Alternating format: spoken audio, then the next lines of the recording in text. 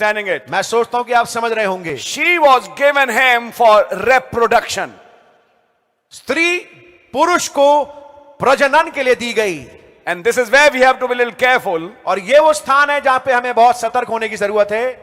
That when she was given to Adam for reproduction, कि जब हव्वा आदम को दी गई प्रजनन के लिए, it was not sexual mean. तो ये तरीका जो था यौन संबंध के द्वारा नहीं था। It was by virtue of the spoken word. God bless you. ये मुंह से बोले गए वचन के द्वारा होना था। In which that spoken word would have spoken to Eve. जबकि मुंह से बोला गया वचन आदम के द्वारा हव्वा को बोला जाएगा। He becomes her messenger. वो बन जाएगा उसका संदेशवाहक दूत। I repeat that line. मैं इस पंक्ति को दोहरा रहा हूं। He'll be her husband. आदम उसका पति होगा। And he'll be her messenger. और आदम ही उसका संदेशवाहक होगा। Who will speak that word. जो कि उस कलाम को बोलेगा। By which she would be pregnated. जिसके द्वारा वो गर्भधारण करेगी। And bring forth a child. और एक बच्चे को जनेगी। You know what couldn't happen in Eden later happened in the life of Mary.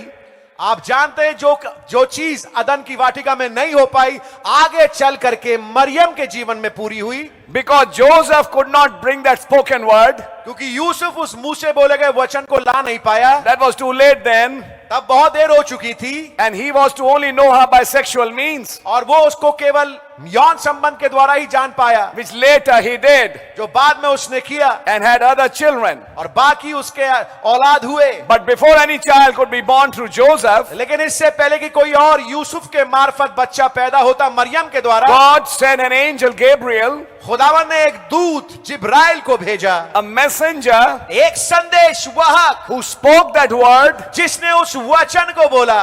By which Mary got pregnant. जिसके द्वारा मरियम हामला हुई। And brought forth a child in flesh. और शरीर में एक बेटे को जनी। She didn't brought forth a glorified body. वो महिमा युक्त देह को नहीं जनी।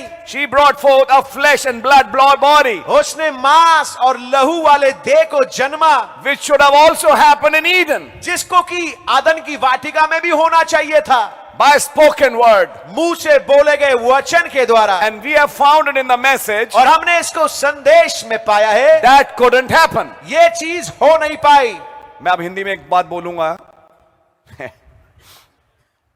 मुझे मालूम नहीं कि यहां चर्च में लोग कितना ध्यान से मैसेज सुनते हैं। मैं आपको उसका कारण बोलूं। संडे को मैंने एक प्रचार किया। देख पृथ्वी पे अंधकार छा रहा है, उठ प्रकाश मानो। और मैंने एक लाइन बोली थी, यह अंधकार आपको अपने निजी घर में, अपने जीवन में, ऑफिस में, कहीं पे फेस करना पड़ेगा। ठीक उसी रात किसी भाई ने अपने घर में उस अंधकार को फेस किया। अब सुबह सुबह मेरे पास फोन आता है, कह लो मेरी वाइफ के पास आया, फिर बाद मेरी से बात हुई। खैर भैया मैं पूरी रात परेशान रहा, ये रहा वो रहा, वो अपनी प्रॉब्लम बता रहा था। मैंने कहा भाई आप अपनी प्रॉब्लम मुझे बता रहे हैं, मैं आपकी प्रॉब्लम सुन रहा हूं। क्या आपने रियलाइज किया कि मैंने कल रात क्या बोला था मैसेज में? ओ ब्रदर, उस भाई ने बोला हाँ सच बात है। मैंने कहा ये मैसेजेस ब्रदर केवल सुनने के लिए नहीं है,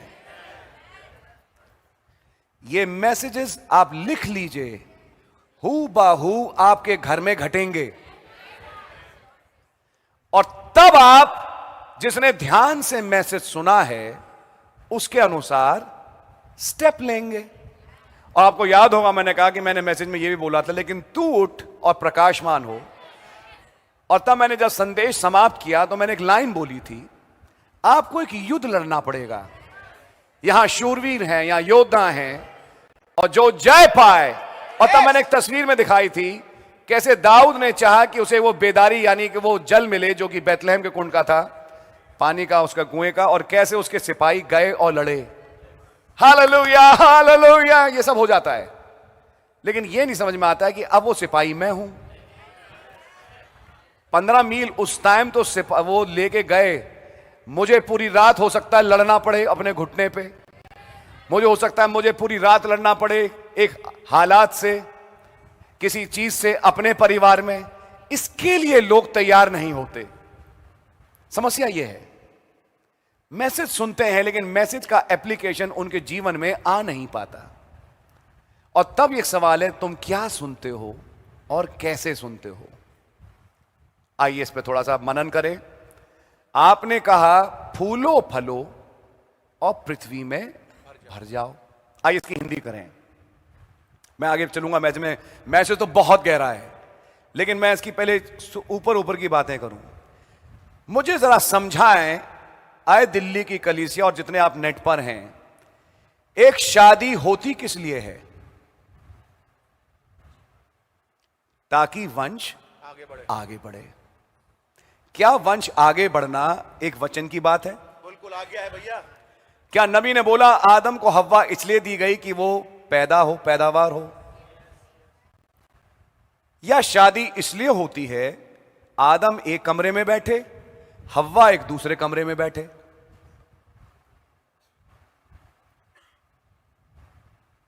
अब देखिए यहां एप्लीकेशन आ गया, यहां पे एप्लीकेशन आ गया और आपको आपकी गलतियां जो भी हैं समझ में आएंगी।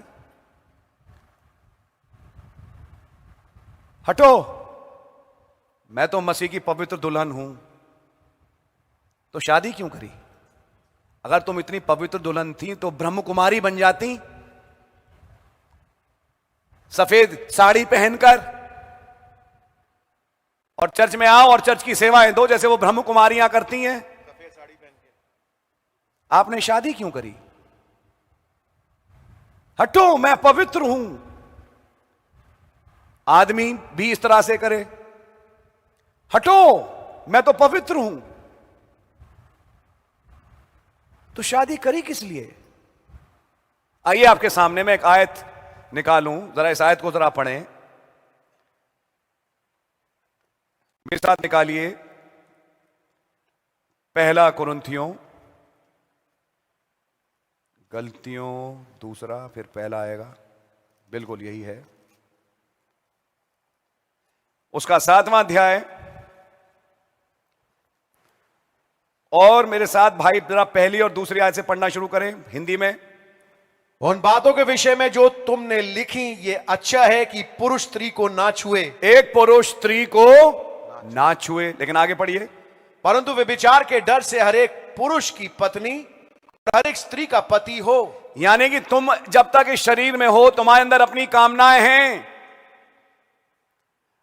उन शारीरिक वासनाओं के प्रति जो कि तुम्हें वचन से ऑफकोर्स खत्म करनी है, लेकिन जहां तक आप शरीर में हैं वो वासनाएं काम करती हैं, लेकिन ताकि ये वासनाएं एक गलत मोड़ ना ले लें।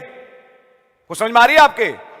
ताकि ये वासनाएं एक गलत मोड़ ना ले लें, हर एक की अपनी पत्नी हो और उसका एक अपना पति हो जिसके साथ वो रहे और खुश रहे। आमीन। ये वचन की बात है। आमीन। ताकि तुम्हारे बीच में व्यभिचार ना हो। इसी को चलते भाई पौलुस आगे देखिए क्या बोलते हैं, पढ़िए। पति अपनी पत्नी का हक पूरा करे, आगे, और वैसे ही पत्नी भी अपने पति का। जी हां, ये हक तो बहुत प्यारी बात है कि आप एक दूसरे की इज्जत करें, एक दूसरे की केयर करें, जैसा हम लोग शादी में पढ़वाते भी हैं, चाहे ऊंच में चाहे नीच में, मैं तेरा साथ दूंगा, मैं तेरा साथ दूंगी। आमीन। आगे बढ़िए। पत्नी को अपनी देह पर अधिकार नहीं, पर उसके पति का अधिकार है। वैसे ही पति को भी अपनी देह पर अधिकार नहीं, परंतु पत्नी का है। आगे 5वीं आयत। तुम एक दूसरे से अलग ना रहो, परंतु केवल कुछ समय तक आपस की सम्मति से कि प्रार्थना और उपवास के लिए अवकाश मिले। ठीक है। और फिर एक साथ रहो, ऐसा ना हो कि तुम्हारे असंयम के कारण शैतान तुम्हें परखे। ये बाइबल की आयत है कि एक दूसरे को डिफ्रॉड ना करो, यानी एक दूसरे से अलग मत रहो, केवल कुछ समय का अवकाश पाओ उपवास और प्रार्थना के लिए, उसके बाद फिर एक साथ आ जाओ ताकि शैतान तुम्हारी परीक्षा ना करे। आइए मैं इसको उल्टा करूं, एक साथ मत आओ। पति एक कमरे में, पत्नी एक कमरे में रहे तो फिर शैतान तुम्हारे घर में परीक्षा उंडेले, चाहे बीवी पे चाहे हस्बैंड पे। कुछ समझ में आ रहा है नहीं आ रहा आपके? God bless you my brother. बहुत बढ़िया। फिर अचानक तुम्हारा परिवार टूटता हुआ नजर आए, लेकिन क्या आपने कारण ढूंढा? जड़ कहां है? जड़ यह है कि तुम बहुत अति पवित्र बन रहे थे और तुम बहुत अति पवित्र बन रही थी। तुमने शादी करी क्यों? ना करती, कैलाश पर्वत चली जाती, वहां डमरू बजाती बैठ के सफेद साड़ी पहनकर, और तुम भी चले जाते सफेद कपड़े पहनकर किसी कैलाश पर्वत पे जाके बैठो। यहां क्यों रह रहे हो?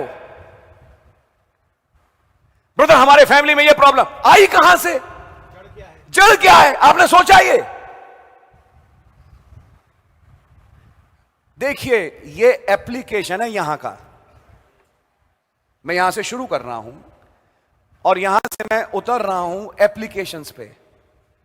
या तो शादी मत करो इतने अगर पवित्र हो, समझ में आ रही है आपके? मत करो शादी। मैं तो एक पवित्र हूं और पवित्र बने रहो और तुम पवित्र बनी रहो जिंदगी भर। लेकिन अगर शादी करी है तो इसका मतलब है आपके अंदर, आपकी देह में कुछ वासनाएं थीं, जो कुछ भी था, जो कि शरीर में होते हुए हर इंसान के होती हैं। लेकिन अगर आपके हैं तो पौलुस भाई वचन मैं कहूंगा यह फरमाता है कि हर पति की एक पत्नी हो और हर पत्नी का एक पति हो, और तुम एक दूसरे के साथ रहो और खुश रहो। सब उपदेशक पढ़िए, वहां पे भी ये लिखा है। जब इस खुशी में हनन आए, पत्नी अलग पति अलग, कोई बातचीत नहीं हमारी, तो फिर एक और आ जाएगा बातचीत करने।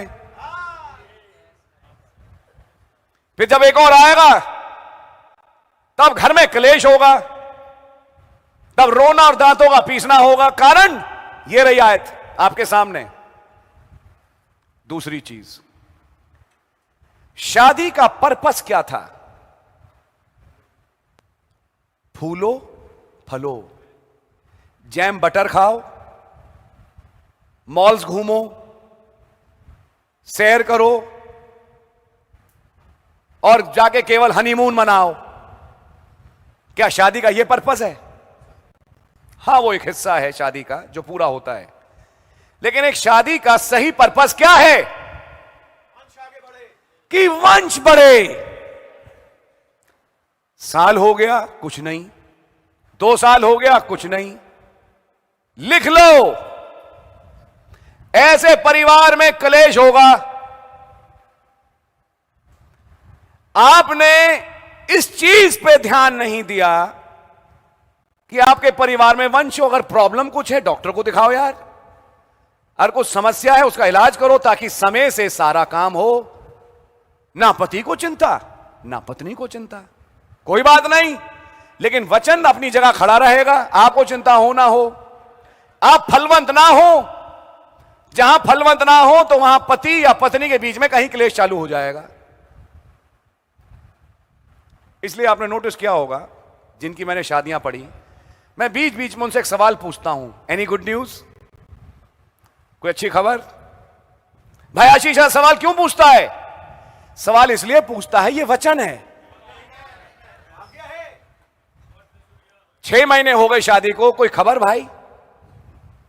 ये बड़ा अजीब पास्टर है, हमसे खबरें पूछ रहा है। अरे छोड़ दो हमें, हमारे ऊपर। मैं क्यों छोड़ नहीं रहा आपको, क्यों पूछ रहा हूं, और वही प्रेम से, इस पे कोई दबाव नहीं, लेकिन वो इसलिए पूछ रहा हूं, तुम ही अपने घर में क्लेश काटोगे। शादी होके 1 साल हो गया, 1.5 साल हो गए, 2 साल हो गए, कोई खबर ही नहीं है। क्या इस दिशा में आपने सोचा? शादी तो कर ली, लेकिन इस दिशा में क्या आपने सोचा? नहीं नहीं ब्रदर, हम अभी बच्चा नहीं करेंगे, जब करना था तब कर लेते शादी। अब मैं उल्टा बोल रहा हूं, जब बच्चा करना था तब करते शादी, अभी क्यों कर ली? शादी कर ली बस, अब छोड़ दिया। अब समय से जब आएगा भैया टाइम, क्योंकि अभी तो हम सेटल ही हो रहे हैं, तो पहले सेटल हो जाते और तब शादी करते। पहले शादी क्यों करी आपने? कुछ बातें समझ में आ रही हैं आपके? लिख लो, लिख लो। जहां ये चीजें फॉलो नहीं होती, जहां समय से बच्चे ना हो या कुछ ऐसी चीजें हरकतों में आगे ना बढ़ा जाए कि खानदान आगे बढ़े, आप लिख लो, ऐसे घरों में क्लेश। और आज पूरी दुनिया इस क्लेश से भरी है, क्योंकि बड़े बड़े फिल्म स्टार, बड़े बड़े लोग कहने के लिए एक शादी करते हैं कुछ दिनों के लिए, बच्चे करना चाहते नहीं, क्योंकि नबी ने इनविजिबल यूनियन ने कहा उसे बच्चा करना पसंद नहीं है। वो कुत्ते बिल्ली पाल लेगी, लेकिन बच्चा करेगी तो उसका पेट बढ़ जाएगा, उसकी फिगर खराब हो जाएगी। नबी ने बोला ये बात, वो कुत्ते बिल्ली पाल सकती है लेकिन बच्चा नहीं। लेकिन क्योंकि खुदा ने एक ममता रखी है तो किसी को तो पालना है, इसलिए पिल्ला पालेगी, बच्चे को नहीं। बड़े अजीब शब्द लगेंगे, लेकिन नबी ने बोली ये बातें। सच्चाई है या नहीं है जी? शादी होती किस लिए है? ताकि आगे बच्चे हों। उस दिशा में क्या आए शादीशुदा आपने सोचा? कल को तुम्हारे घर में जब क्लेश होगा तुम आओगे मेरे पास ही, लेकिन मैं तुम्हें पहले से तुम्हारी क्लेश का कारण बता रहा हूं। भैया होगा, वो टाइम से होगा। आपने कभी चिंता दिखाई? आपने इलाज कराया? आप जाके डॉक्टर से मिले? आपने समय से समाधान किए? क्या आप इसके लिए चिंतित हुए? शादी कर ली, घूम फिर आए, सब कुछ हो गया, लेकिन जो चीज होनी चाहिए मेन वो हुई नहीं।